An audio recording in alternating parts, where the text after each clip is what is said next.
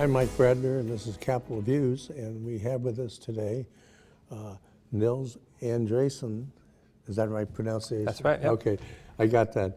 And he's the director of the Alaska Municipal League, which represents all the cities and boroughs in the state. Yeah. So, Nils, tell us about what's going on with you guys today. Sure. We're in the midst of a lot of change.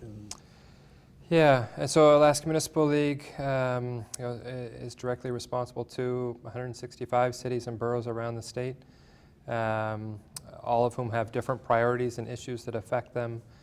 I think this past year is really redefined and has us working toward figuring out what the partnership between local government and state government looks like, and how that's being redefined, and our role in the future of Alaska's success. Well, isn't Alaska unique that we've defined that only cities and the state can tax, so people can't create a lot of other kinds of jurisdictions, and that probably is a progressive feature of our Constitution. It's very different than our county associations or city leagues elsewhere in the nation, where you have school districts with the ability to tax, or water utilities with the ability to tax. The burden and the responsibility really does fall to the state and to local governments to determine the correct amount of taxation, and what that burden then looks like for residents and businesses. Well, you represent a lot of communities that really don't have much tax base, right, or any at all. Yeah. And give us what are some of those?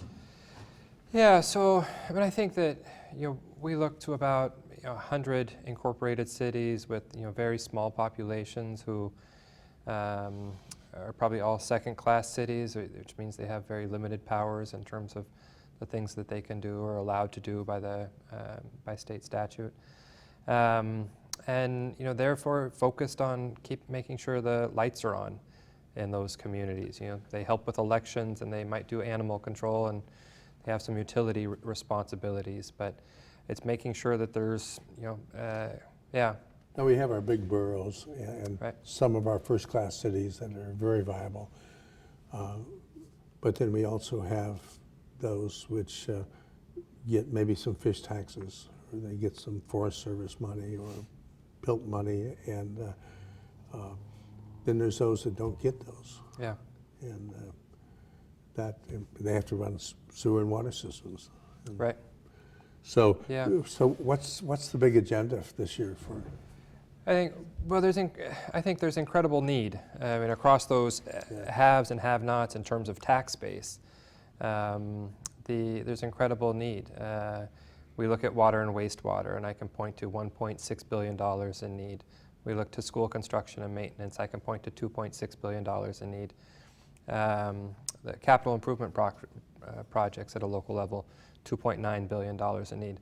There's incredible need, and I don't know that we can really accept that the current state of the state's budget is adequately meeting those needs, even as we have local governments who are really focused on figuring out how to accomplish those. I mean, we have some local governments that are successfully increasing their taxes, but that's not possible everywhere. I mean, yeah, and generally, if we look back over the last 20 years, we've seen pretty stable growth in tax rates. We've seen economic growth generally in most municipalities, and incremental change when it comes to tax rates. So I would say local governments have been really careful in how they've adjusted tax rates to meet resident needs. And we have some communities that utilize, say, sales taxes, others that don't. We have limited, well, I guess the state's going to have to confront tax issues sooner or later. Yeah, we think they will, or should. I think for also, those communities that don't have the tax base, they're very dependent on that partnership with the state of Alaska, especially through the form of community assistance, formerly known as community revenue sharing. This is the recognition that the state does have a tax base and taxes its resources, and the benefits and the revenues are shared with local governments. Then we have issues like the ferry system And of course, we have a lot of dependent communities accessible only by air. Right. I think 180, if I recall. Right.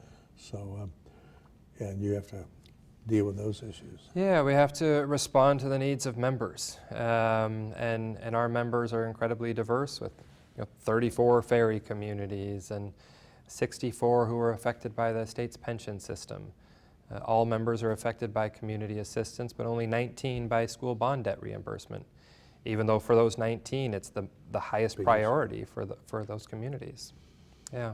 So you have to pay those bonds. So if the state isn't going to do it, local taxpayers have That's to do it. Yeah, I mean, basically. the 50% reduction last year, I think, resulted in local governments facing hard decisions when it comes to increased property tax or taxes, spending from savings, which they can't keep doing, and reduction in services, which is ultimately just a cost back to the state at some level.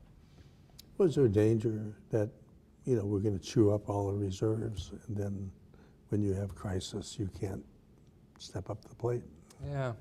I think local governments have been incredibly thrifty. They've been responsible in putting aside emergency reserves for things like earthquakes and fires and all the things that the state experienced in the last year or 2 years. And those local government leaders understand how to pull those funds out to respond in times of need. It's very different, though, when those times of need are the state's budget being reduced. But Nils, we're out of time. Yeah. We could talk a long time on these things, but this is Capital Views, and we've been talking to Nils Andreassen, the Executive Director of the Municipal League. Yeah.